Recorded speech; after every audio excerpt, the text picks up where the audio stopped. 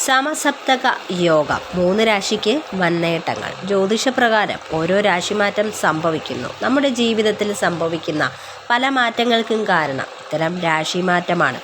30 വർഷങ്ങൾക്ക് ശേഷം ശനിയും ചൊവ്വായും ചേർന്ന് സമസപ്തക യോഗം വരാൻ പോകുന്നു. ഇത് ഗുണവും ദോഷവും ഉണ്ടാക്കുന്നുണ്ട്. സമസപ്തക രാജയോഗത്തിൻ്റെ ഫലമായി വരുമാന വർധനവുണ്ടാകുകയും ജോലിയിൽ നേട്ടങ്ങൾ ഉണ്ടാകുകയും ചെയ്യുന്നു. സാമ്പത്തികം ഇരട്ടിയാകുന്നു. ചില രാശിക്കാരിൽ ഇത് ഗുണാനുഭവങ്ങൾ കൂടുതലായിട്ട് ഉണ്ടാക്കുന്നു.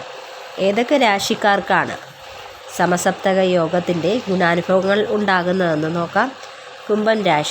കുംഭൻ രാശിക്കാർക്ക് ഗുണാനുഭവം വളരെ പെട്ടെന്നാണ് സംഭവിക്കുന്നത്. മുടങ്ങിക്കിടന്ന പണം തിരികെ ലഭിക്കുന്നു. ധനനേട്ടങ്ങളുണ്ടാകുന്നു.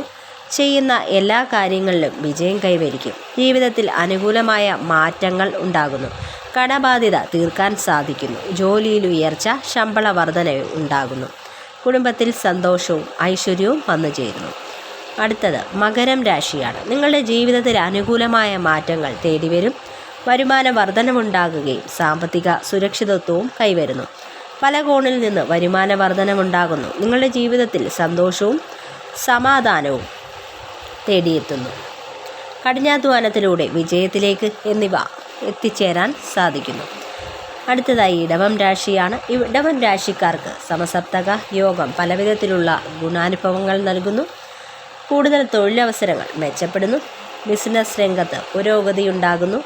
ജീവിതത്തിൽ അനുകൂലമായ പല മാറ്റങ്ങളും ഉണ്ടാകുന്നു. കലാകായിക രംഗത്ത് അംഗീകാരം ഉണ്ടാകുന്നു. സമൂഹത്തിൽ ആദരവ് ലഭിക്കുന്നു. സാമ്പത്തിക രംഗത്ത് പുരോഗതി കൈവരിക്കുന്നു. വരുമാന വർധനവുണ്ടാവുകയും ചെയ്യുന്നു.